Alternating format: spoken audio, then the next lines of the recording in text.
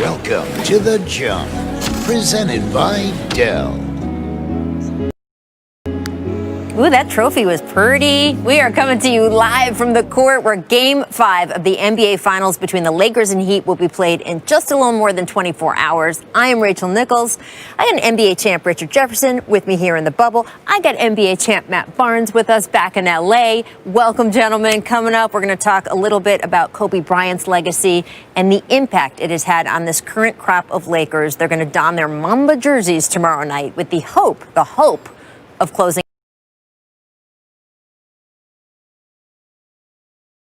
out the Heat. Miami, of course, wants a word there as well. First, though, I want to break down Game 5, where the Heat are fighting off elimination down 3-1. Even though the Heat lost Game 4, there were some silver linings for them there, like the return of Bam Adebayo, Tyler Hero, Duncan Robinson combined to shoot 6 for 13 from behind the arc. So, Matt, fill in the blank. The Heat win Game 5 if LeBron doesn't play. Come on. Wow! I love Miami. I love their heart, their tough. All night will be the end of the season. Wow. Wow. Look, Matt, I appreciate you taking all of the pressure off of me, saying something crazy. Because we're going to stay in a double-sided argument here. I think the Heat win Game 5 if they keep the exact same approach. Right? These games have gone down to the last couple of minutes, the last 2 minutes, and Matt knows that it's literally just about who makes shots and who doesn't hit shots in that moment. So Bam Adebayo now, after missing 2.5 games, he came back. He had a presence. He should be better in the next game. And we already saw the impact that it had on Duncan Robinson. So now you got Duncan Robinson who's playing well, and you have Bam Adebayo. So as long as they keep that same mindset and that same approach, that's how they can win Game 5. Matt, do you think that there is a window for the Heat? I understand if absolutely. LeBron James is playing. Anything can happen, Rachel. Absolutely anything can happen. Like I said, this team plays hard, and that's what's got them through the playoffs.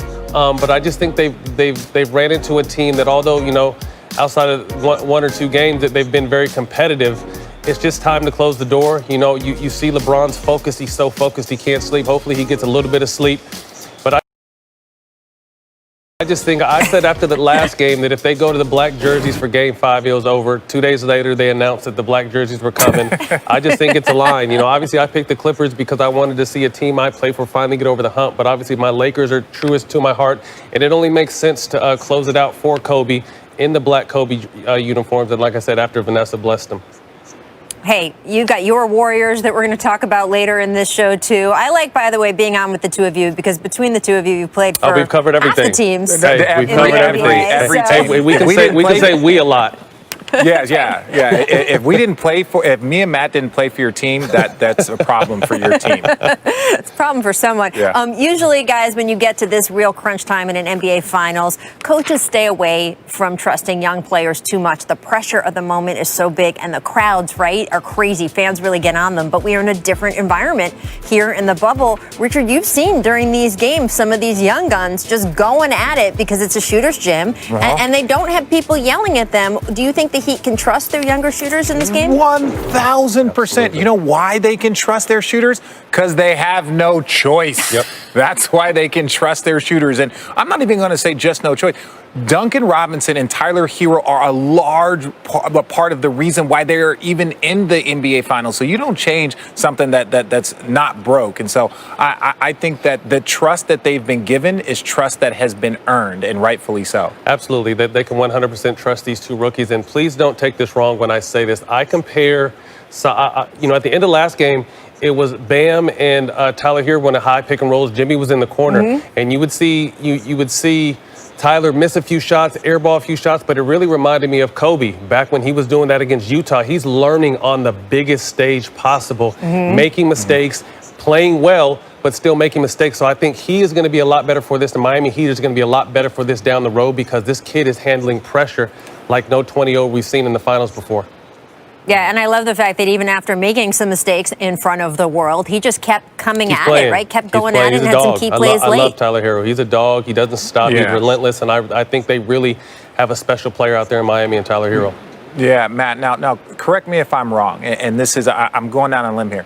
Tyler Hero is a basketball player's player. Like, OGs look at Tyler Hero and you're just like, there's something about this kid that's fun to watch. Like, I know fans love him, but it's not just when fans love you. It's when like basketball players are texting each other, are respecting him. And they're like, yo, some of the stuff that this kid is doing is unique and it's special. So I'm a big fan. All right. Well, Matt mentioned it. We're going to talk about it next. The Lakers announcing they are wearing their Mamba jerseys tomorrow night.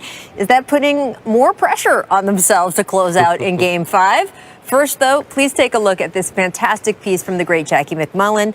She takes a look at how LeBron may have out-godfathered the Lakers, undefeated, as I mentioned, in the Mambas this season, and their offense has been almost 9 points a game better.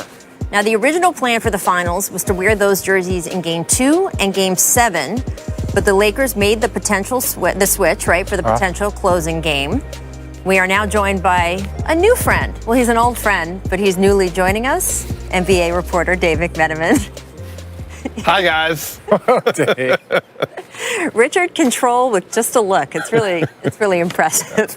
Dave, what kind of added pressure have the Lakers put on themselves by wearing the Mamba jerseys tomorrow night? Yeah, Miami Heat are a tough enough opponent just in themselves. You know, it hasn't been an easy road for the Lakers to go up 3-1 so far, and they want to put themselves in that moment. It's kind of like what LeBron did before Game 4, texting the team, even though they're already up 2-1, saying it's a must-win. Well, this becomes a must-win again because you texting the world. Right. Yeah. I mean, you want to honor the legacy. They obviously have already been 4-0. They were wearing them in Game 2 of every series because Gigi Bryant wore number 2, and they wore them for the first time against the Blazers in a Game 4, but it was August 24th. Right. I like it, though. I mean, listen, like, if you're going to go for it, go for it. And this is what has been such a big theme and a part of their season. Some people don't quite get it and understand it. They see it online, and they're like, well, are they messing with the legacy of Kobe? No, everyone in that locker room like has a personal connection to that guy, and it's been such a big part of their journey.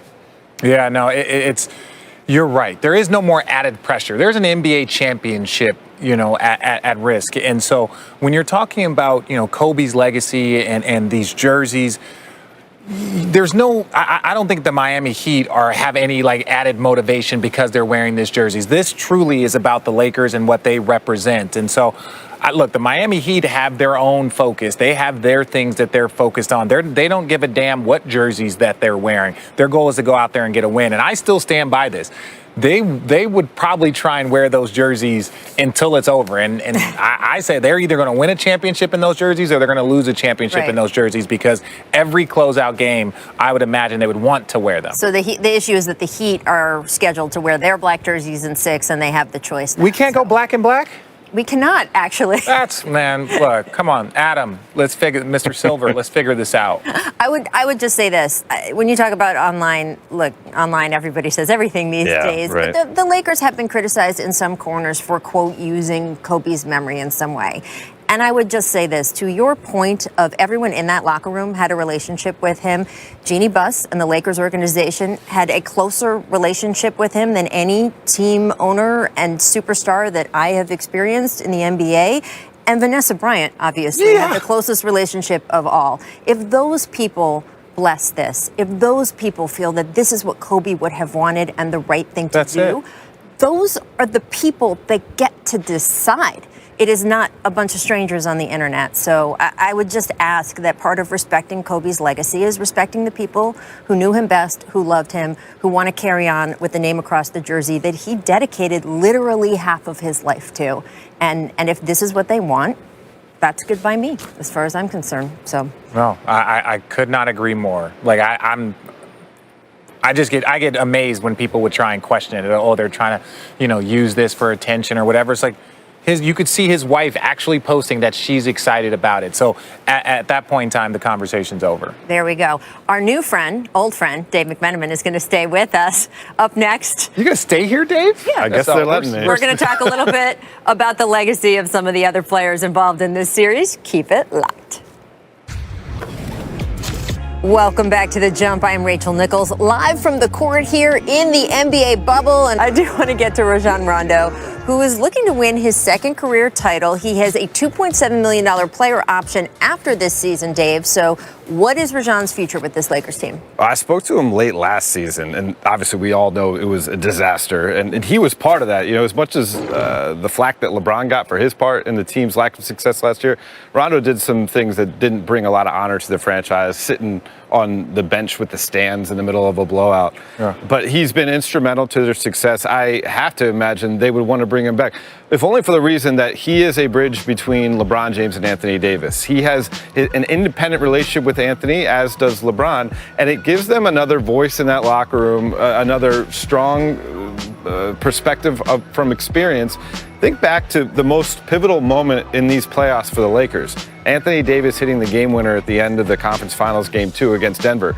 The only reason that happens is Rajon Rondo checks himself into the game and is the trigger man. And if it was someone else, Kentavious Caldwell-Pope passing that ball in or anybody else, they would feel the pressure to run the play and get it to LeBron James. Right. But Rajon Rondo made the correct. The Lakers used that to get their momentum all the way to the NBA Finals.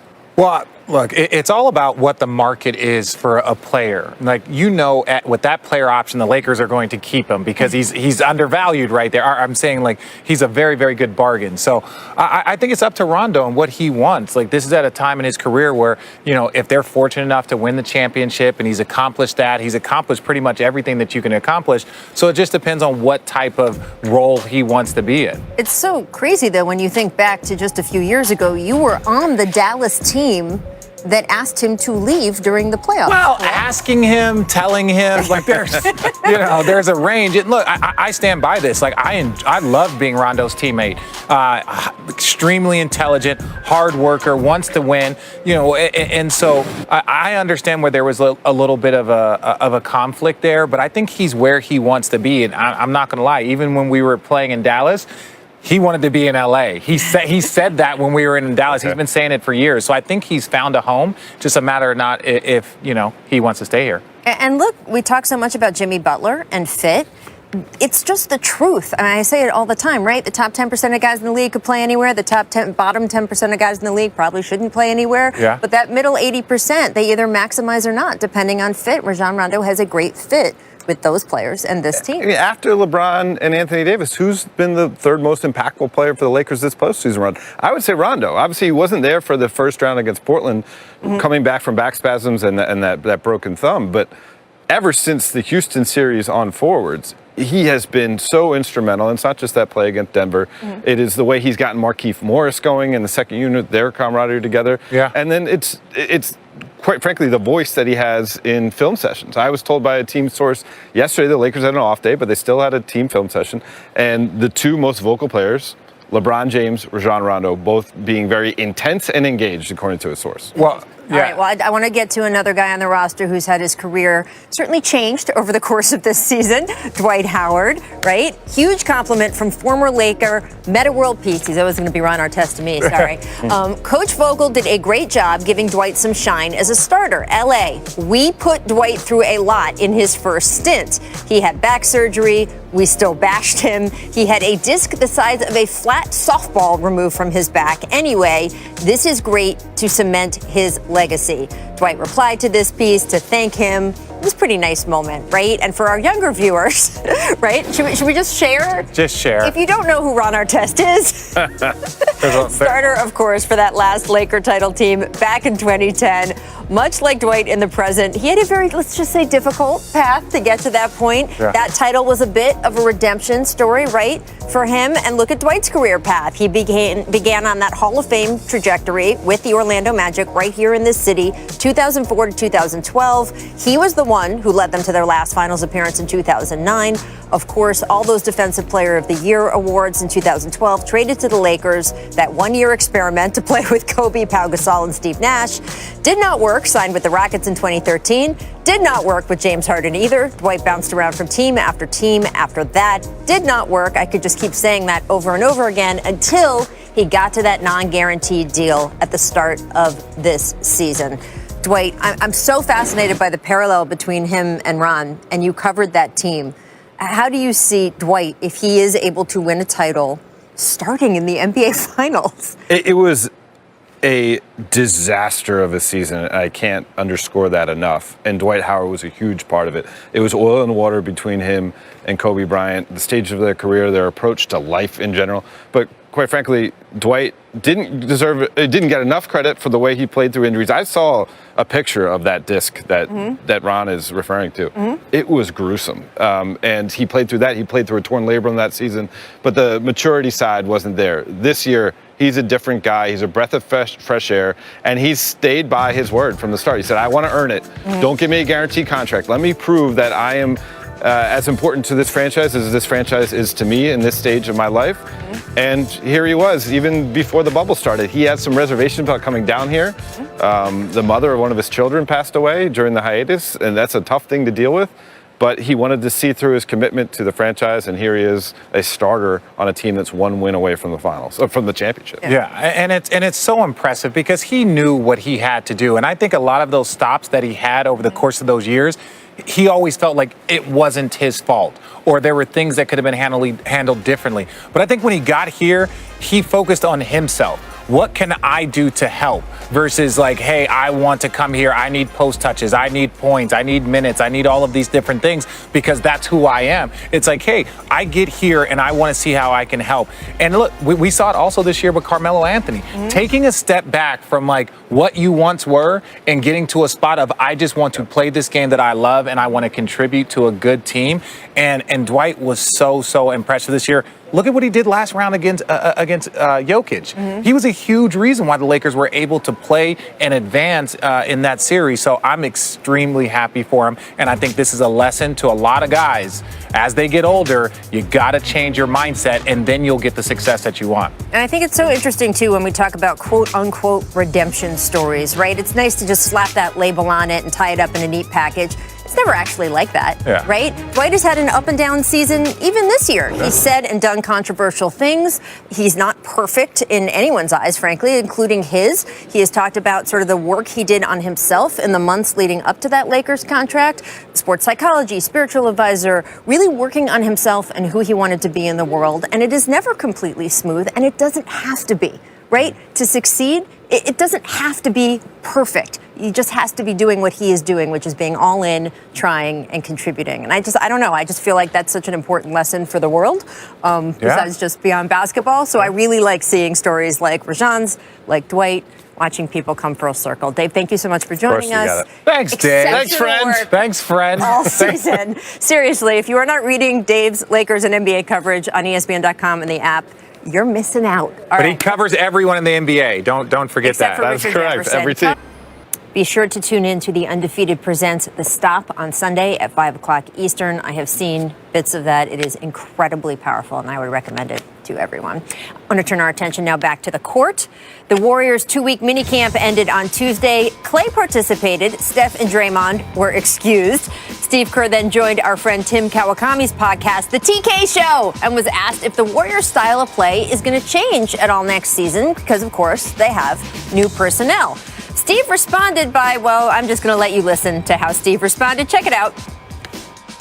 We're not reinventing the wheel, but we have very different personnel around those guys. You know, we're still going to be the Warriors. We're not going to all of a sudden turn into the Rockets and change our offense and, you know, have one guy go high pick and roll 70 times a game. That would be so you, Steve. Just do that. Just do iso ball, pick and roll. I think that would be where your heart is with this. I think I would resign first. Richard, just like Steve Kerr's old teammate, Michael Jordan, on The Last Dance, just a little drive-by here and there while he's telling some completely other story. The Rockets caught some. Fair or foul, do you think, from Steve Kerr? 100% fair. I think people have been questioning them for the last year with all the injuries that they faced, struggling this season. And he's like, look, we're going to get our horses back, and we have a top pick, and we picked up a very, very quality player in Andrew Wiggins. So he's like, look, we're going to play the way we've always played, and that's high-level, successful basketball. They had one of the greatest stretches in NBA history, so he's allowed, just like Phil Jackson used to do, to throw little digs at people that they have taken down multiple times over and over and over again. I see nothing wrong with it. Obviously, the Warriors have their recipe for success in championship, as we saw their dynasty run. as much as I love James Harden, as great as a player he is, that type of basketball will not win a championship. So I think he was just kind of stating the obvious by taking a little jab, but also letting everyone know that the Warriors are going to be fine next year. Well, I like Steve's sense of humor. I like seeing him throw it out there, and I would definitely recommend, by the way, Tim Kawakami's podcast to anyone who always gets some entertaining conversations on there. I do want to get to the larger Western Conference picture, though. According to Caesars' William Hill, the Warriors have the fourth best odds of winning the 2021 NBA title, despite finishing with the worst record this past season. Now, as we know from San Antonio Spurs history, we've seen these sort of one-year blips before when a key player is hurt and then all of a sudden they come back loaded with a high draft pick. Now, the Warriors are not going to get Tim Duncan, but Matt, they are going to get someone, and they're still going to have Steph and Clay and Draymond. Where would you rank the Warriors next season in the West? I think the Warriors in the top 3 in the West. They're coming back with a well-rested Steph and Clay, and Draymond well-rested as well. Whether they decide to move the pick and maybe package it with the young talent and possibly Andrew Wiggins to, steal a superstar from somewhere. But they're very high on Andrew Wiggins. So I feel that the Warriors are going to be right back where they left off, definitely in championship contention next year, now that they have everyone healthy.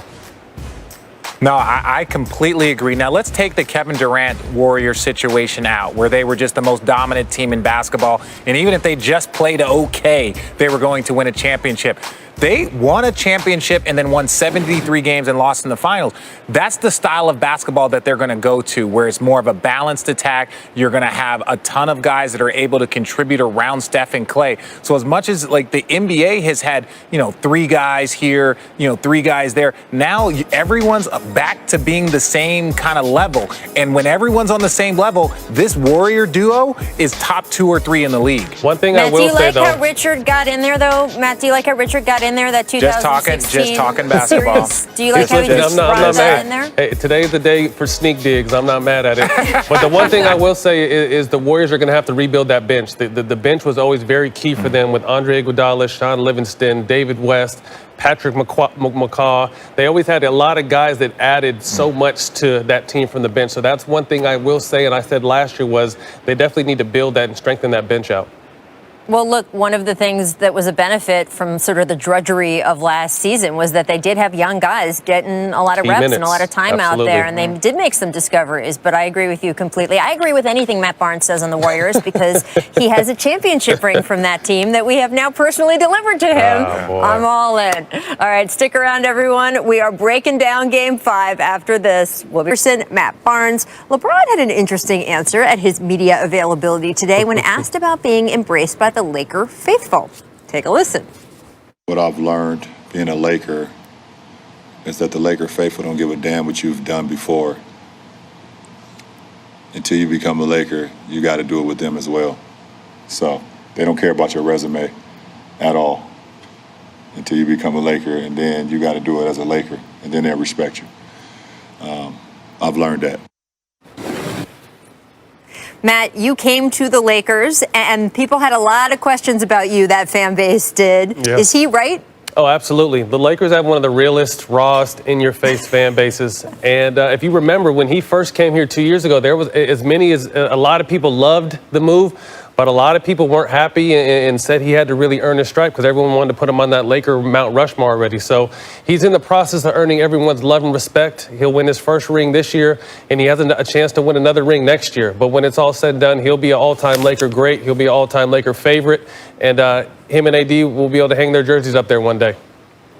Yeah, no, I agree. I think one thing that he learned also is that just because there's Kobe fans and then there's Laker fans. So you think that they're one and the same, but there's a difference. Like Matt knows, there is a difference. And there were Kobe fans that when Bron joined the Lakers were never going to accept that. They were never going to accept that their favorite player and Bron were going to wear the same jerseys and he had a chance to win more titles underneath that Laker jersey. So I think he understood that. I think that was the hardest part of his first year is that they weren't going to trust trust the process the way they had trusted the same process in Cleveland and in Miami, and he had to earn it, like you said, Matt. I have friends that are diehard Laker fans from here, and they still hate on LeBron for some reason. I'm like, he's about to win you guys a championship, and they still, like Richard said, he couldn't have said it any perfect. There's Laker fans, and then there's Kobe fans, and some, obviously, they're going to be very happy to get this ring, but, you know, the dislike for LeBron may never hate, but I love what he's doing. Like I said, he's going to earn everyone's love and respect with this ring and a possible shot at another one next year.